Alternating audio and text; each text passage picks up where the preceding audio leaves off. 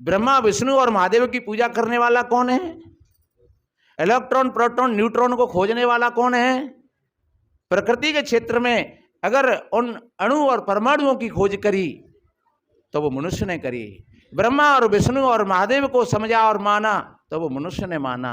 रजोगुण और तमोगुण और सतोगुण अगर समझा तो वो तुमने समझा।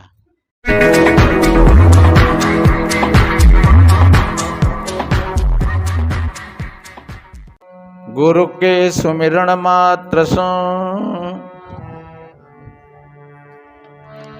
नासत विघ्न अनंत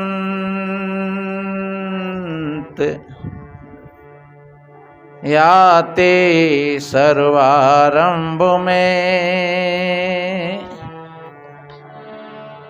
ध्यावत हैं सब संत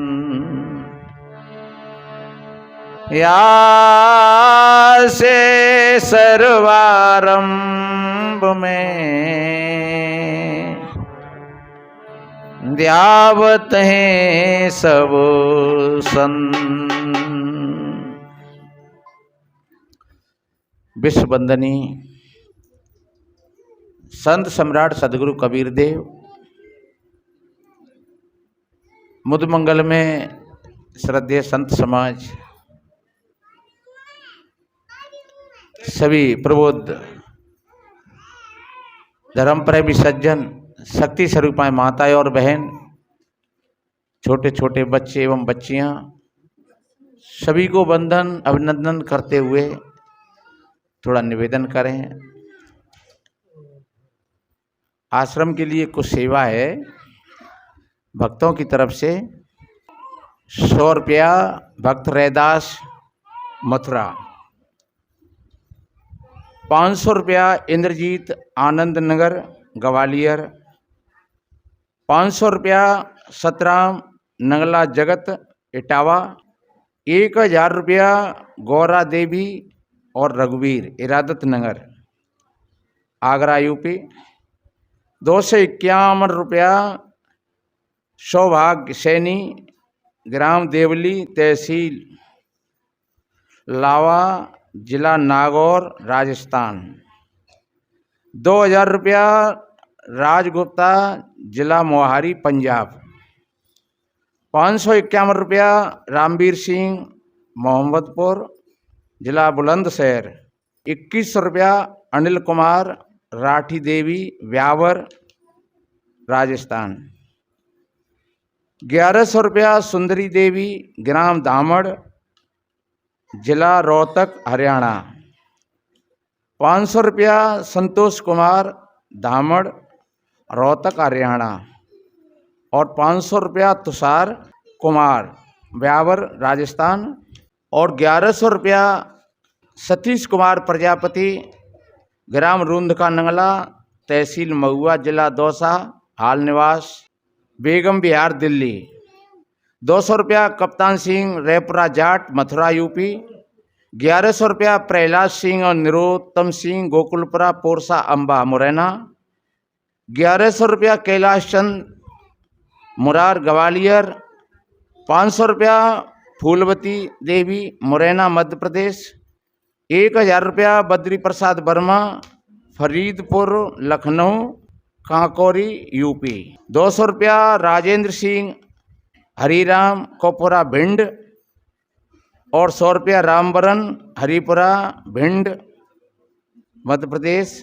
सभी दानवीरों के लिए सदगुरु संतों की तरफ से आशीर्वाद शुभ मंगल कामनाएं। बोलिए सदगुरुदेव की। अभी आप बहुत काफ़ी देर से सभी भाई बहन संत और भक्तों के माध्यम से ज्ञानवर्धक वाणियों को श्रवण किया और ये बात समझ में आ जाए तो शास्त्र कहता है, वेद का ये सूत्र है, एकम सद बहुधा विप्रा वदंती। एक ही सत्य के लिए महान पुरुषों ने और कई प्रकार से व्याख्यान किया है। जब बात समझ में आ जाती है तो जो शब्दों का जंगल है वो कट जाता है। और ये बिना कोई अच्छे सदगुरु के ये जंगल नहीं सुलझता है। चाहे वेदवाणी हो, चाहे कोई शास्त्रवाणी हो, जिस किसी महापुरुष ने समझ लिया उसको, और उसी के द्वारा हम समझ सकते हैं।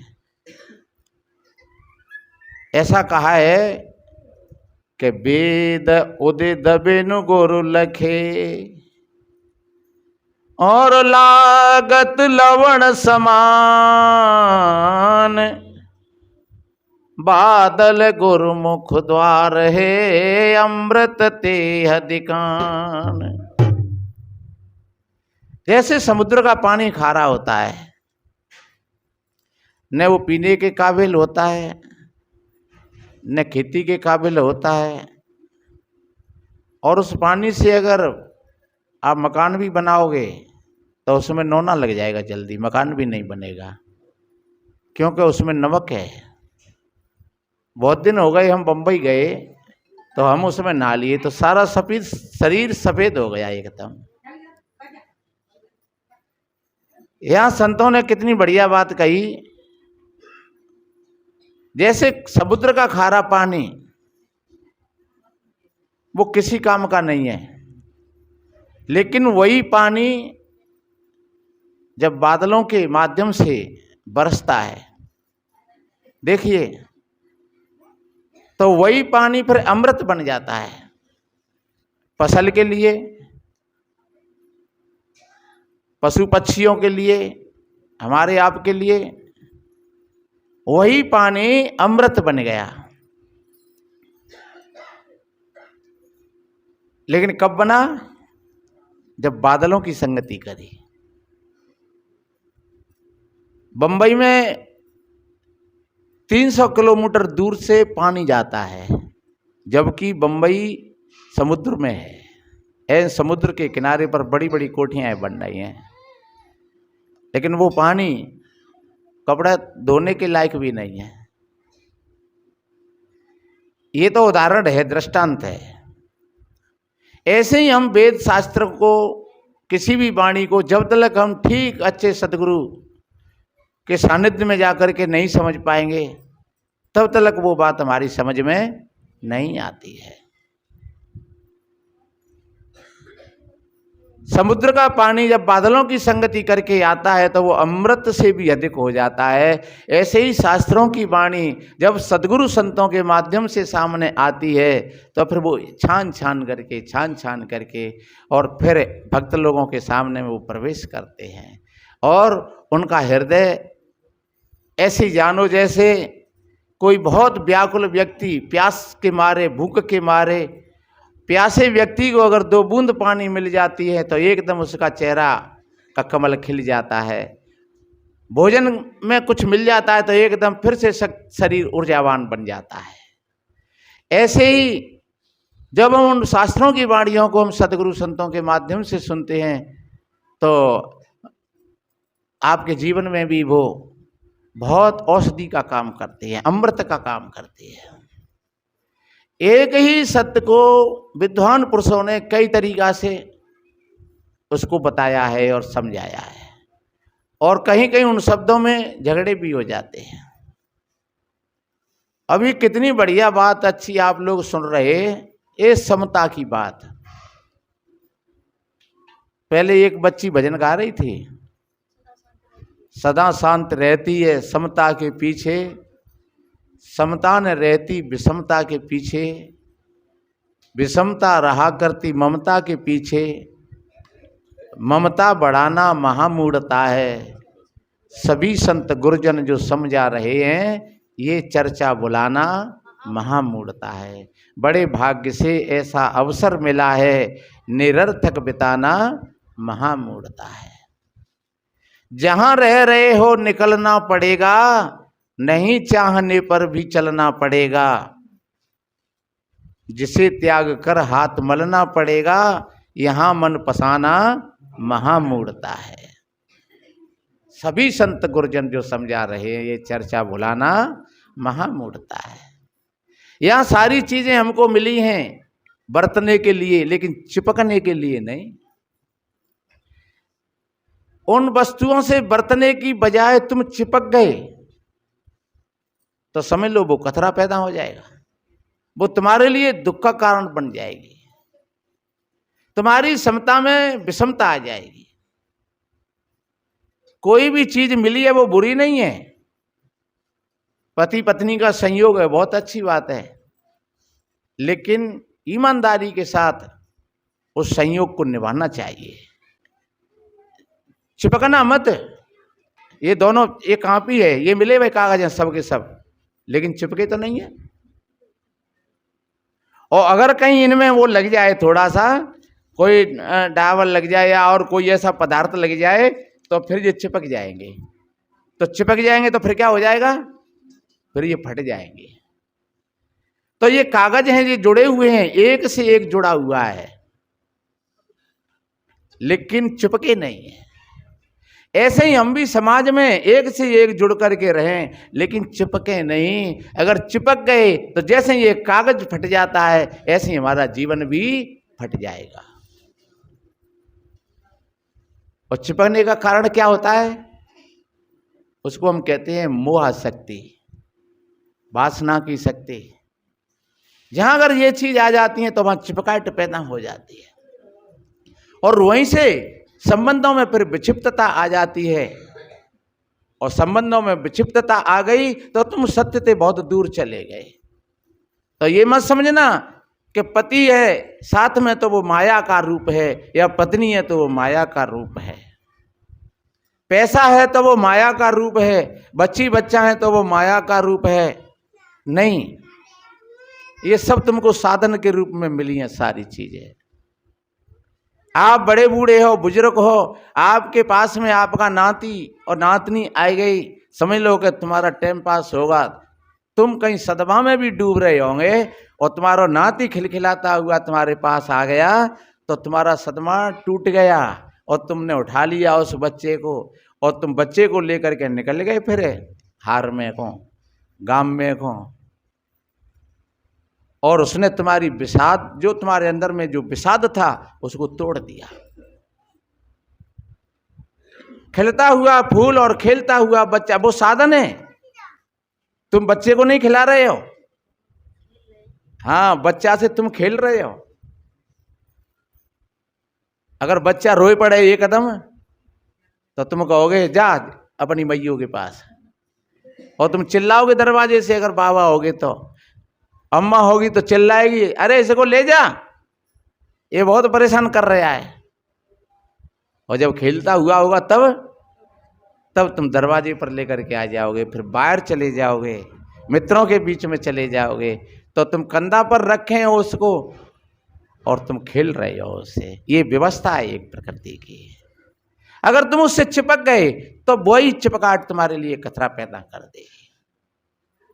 किसी चीज से इतनी आशा मत लगाना, जितनी तुम किसी चीज से आशा लगाओगे तो समझ लो कि तुम चिपक गए, और वो आशा ही तुम्हारे लिए दुख का कारण बन जाएगी। अपने कर्तव्य का पालन जरूर करना, लेकिन आशा आसक्ति के साथ में नहीं, तो तुम्हारी क्षमता बनी रहेगी।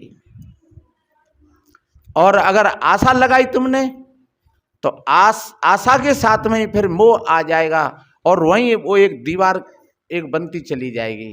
चाहे परिवार में आप देवरानी जेठानी है, चाहे समाज में भाईचारा है, समाज में सब समाज के लोग रहते हैं, एक गांव में सब समाज के लोग रहते हैं, और तुम भाईचारे के साथ रहोगे तो कोई दीवार नहीं है और कोई परेशानी नहीं है। जहाँ ये आसक्ति और ये भाव पैदा हो गया कि मेरी अमुक जाति है, ये अमुक जाति का है, बस वहीं पर विघटन शुरू हो जाएगा। ये मेरा बेटा है, ये भैया का बेटा है। आपने ये उदाहरण कितनी बार सुना होगा, और कितना सरल है समझने के लिए कि एक भैया गन्ना लेकर के आया, और जब आया अपने घर पर तो सामने से दो बच्चा आ गए, एक भैया को बेटा, एक अपना बेटा, और उसने गन्ना को तोड़ करके और ऐसे कर दिया दोनों की तरफ। जिस हाथ में जड़ वाला गन्ना था उधर में भैया का बेटा, जिस हाथ में अंगोला वाला गन्ना था उधर में अपना बेटा, तो ये भीतर में ये मोह पैदा हो गया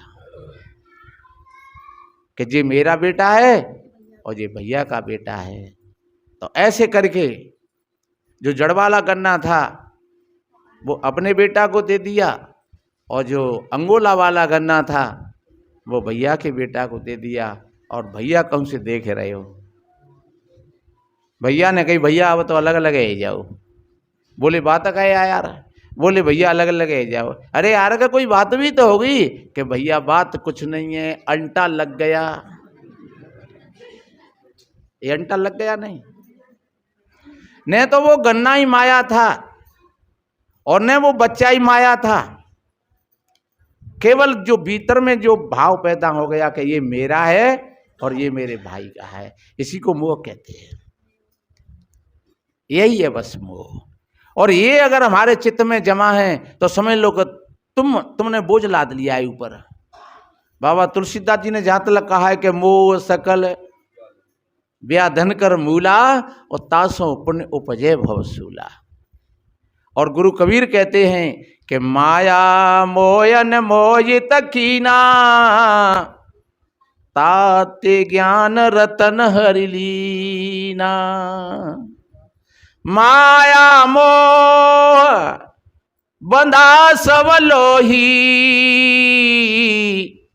अल्प लाभ मूल गो खोई।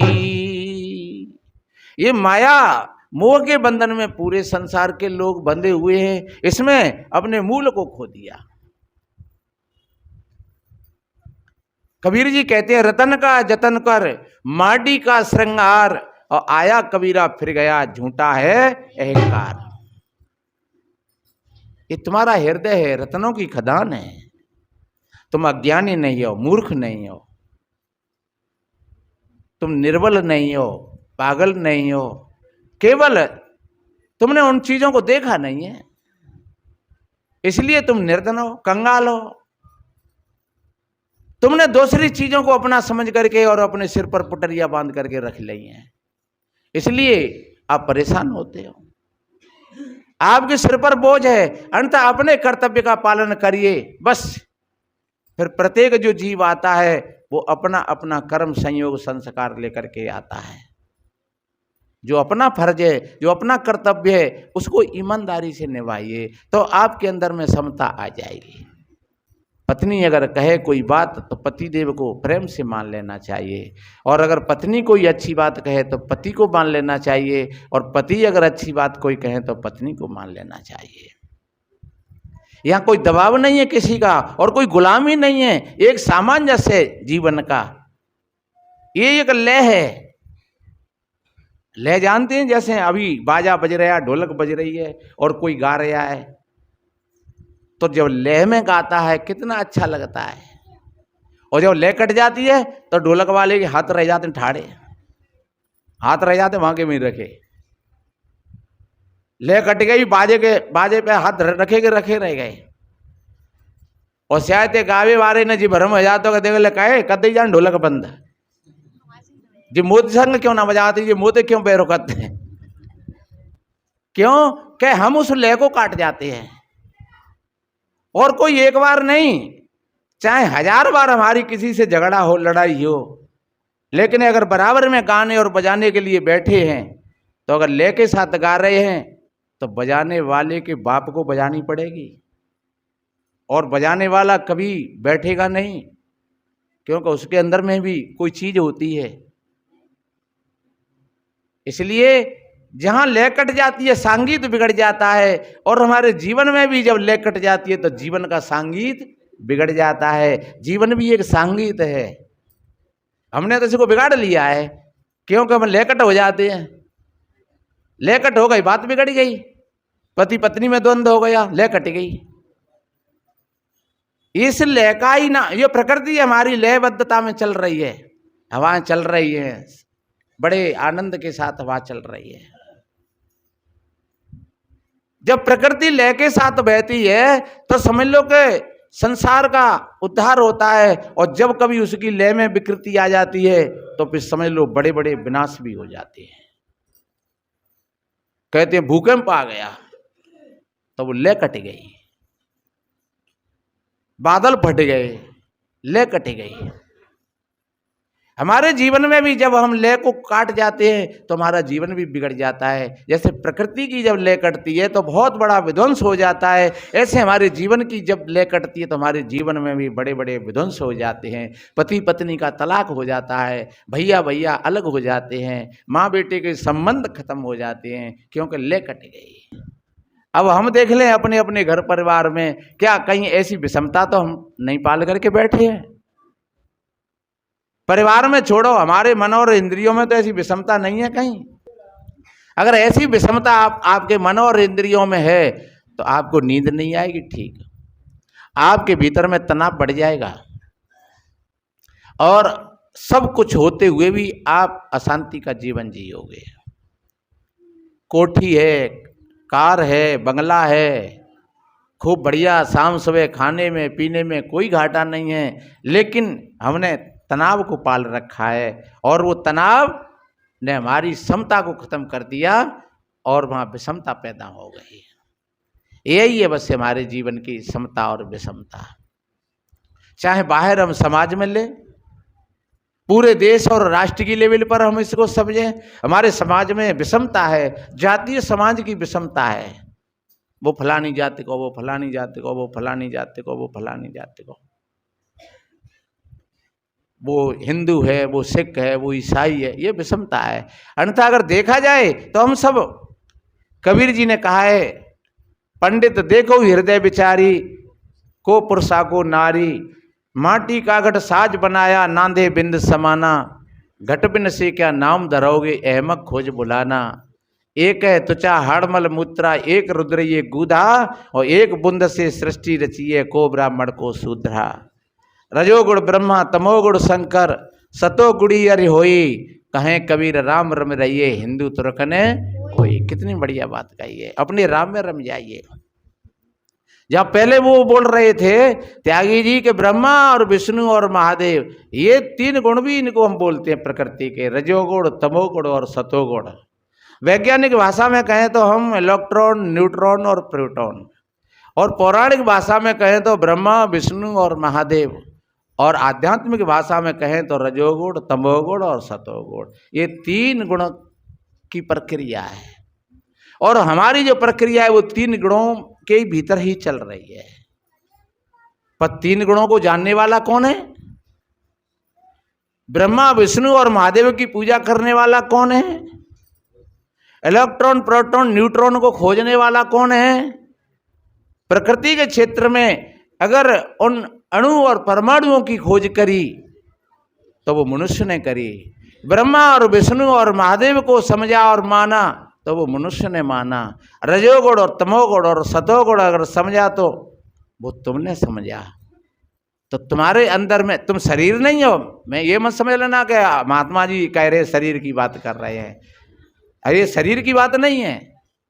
ये जो चीजें है ये तुमको, जैसे मैंने पहले बोला था कि पति और पत्नी का संयोग है, बाप बेटा का संयोग है, घर मकान जो मिला है संयोग है, ये सारी चीजें शरीर का भी संयोग ही है, ये भी संयोग है। आप इसका भी अगर सही ठीक सदुपयोग करोगे तो आप बहुत सुख और शांति के लिए ये मिला है। कितना बढ़िया कहा है कि साधन धाम मोक्ष कर द्वारा, पाहे न जेई परलोक समारा। मानस जन्म नर पाए के, चूके अब की घात, जाए पड़े भव चक्र में सहे घनेरी लाद। शब्दों का फर्क है। बाबा तुलसीदास जी ने इस तरीका से कहा है, जो न तरे भव सागर, नर समाज यस पाए, ते कृत निंदक मंद मती, आत्म हन गत जाए। ध्यान रखो, अगर हमने किसी आदमी का अगर वध किया है, किसी आदमी को हमने मारा है, तो हम 3 से 7 की धारा में कोर्ट में जाना पड़ेगा और जेल काटनी पड़ेगी। पर यहां तो आत्म हनगत जाए। अगर तुमने अपनी आत्मा का उद्धार नहीं किया, अपनी आत्मा का कल्याण नहीं किया, तो तुम फिर दोषी हो, फिर वही सजा तुमको मिलेगी। इसी के लिए कर्म की प्रधानता की बात कही है। तो ये मानव शरीर मिला है, ये साधनों का धाम है। कितने बढ़िया अच्छे साधन हैं। देखो हाथ कितने बढ़िया हैं, आँख कितनी बढ़िया है कुछ देखने के लिए, कान कितने बढ़िया हैं। इन कानों से अपने सद्गुरु संतों की वाणी को सुनो बढ़िया ध्यान से, और सुन करके अपने भीतर में समता भाव बनाओ, और समता आ जाएगी। समता का मतलब जब तराजू से कोई चीज तौल रहे हो आप, तो जब तक ऊपर नीचे हो रही है तब तक तौल पूरी नहीं है, और जब बराबर हो गई तो बस पूरा हो गया। ये बराबर, सब माने बराबर, अब बराबर हो गया। हमारा मन भी जब समता में होता है तो बहुत बड़ा तुम्हारा मित्र है। और प्राणी पदार्थों का ये संयोग और वियोग तो यहाँ लगा हुआ है। सदगुरु कहते हैं एक आवे एक जाए, है पत्ता टूटो डाल से पेड़ कहे असर रोए, और हमें छोड़ कहाँ जात हो बहुर मिलन कब होए। जब किसी पेड़ से पत्ता टूटा तो पेड़ ने रो करके कहा, अरे मित्र हमको तुम छोड़ करके अब कहाँ जा रहे हो और कब मिलोगे। अब कि पत्ता बोला पेड़ से, यहाँ का यही स्वभाव, और इस तरह कोई ना रहे एक आवे एक जाए। पत्ता ने कहा भैया यहाँ का तो यही स्वभाव है, एक आता है तो दूसरा चला जाता है, एक आया दूसरा गया। हमारे आपके देखते हुए कितने हमारे मित्र चले गए, कितने जाने के लिए तैयार हैं। और किसी भाई बहन को ये भरोसा नहीं करना चाहिए जाने कौन से कदम पर और हमारी श्वास पूरी हो जाए। कभी ये घमंड नहीं करना चाहिए कि हम तो बहुत मजबूत हैं, हम तो बहुत शक्तिशाली हैं, हमारे पास तो बहुत पैसा है, हमारे साथ में तो बड़े बड़े डॉक्टरों से हमारी मित्रता ही है। एक भजन में गाते हैं कि उन हकीमों से ये पूछो बोलकर, देते थे दवा किताबें खोलकर, ये दवा हरगिज न खाली जाएगी जब तेरी डोली निकाली जाएगी, और बिन मुहूर्त के उठा ली जाएगी। इसका कोई मुहूर्त नहीं है। जब लुकमान जैसे हकीम वैद्य और बहु हाथ खड़े कर दिए कि भैया दवा तो रोग की होती है लेकिन मृत्यु की कोई दवा नहीं है। इसलिए जो आए गए उनको धन्यवाद दो, जो आ रहे हैं उनका स्वागत करो, जो हमारे साथ में हमारे मित्र हैं उनका स्वागत करो, सम्मान करो, जो गए उनको विदाई दो बढ़िया प्यार से, उनकी आत्मा सुखी रहे, शांति से रहे। लेकिन तुम रोते रहो, तुम चिल्लाते रहो, फिर क्या होगा। इसलिए मेरे बहन भाइयों हमने निवेदन किया, चाहे तो वो एक देश और राष्ट्र की बात हो, हमें अपने देश और समाज में एक समता बनानी है, भाईचारा बनाना है। जो द्वेषता की दीवारें हैं उनको गिराना है, और फिर अपने परिवार में भी देखना है, हमें परिवार में भी समता बना करके रखना है, और फिर अपने मन और इंद्रियों में अपने आप में भी समता बना करके रखना है। और समता के साथ में ही शांति है और विषमता में अशांति है। मैंने विषमता का एक उदाहरण दे करके निवेदन किया, तो ऐसी विषमता हमारे घर परिवार में नहीं हो, हमारे गांव में नहीं हो, हमारे देश और राष्ट्र में नहीं हो, और हमारे अंदर में भी नहीं हो। ज़्यादा ना कहते हुए आप शाम सवेरे बैठ करके और अपने मन का निरीक्षण परीक्षण करें और अपने मन की साक्षी हों और देखें, तो ये सारी की सारी फाइल आपके सामने आएगी। और वक्त आएगा तो फिर निवेदन करेंगे।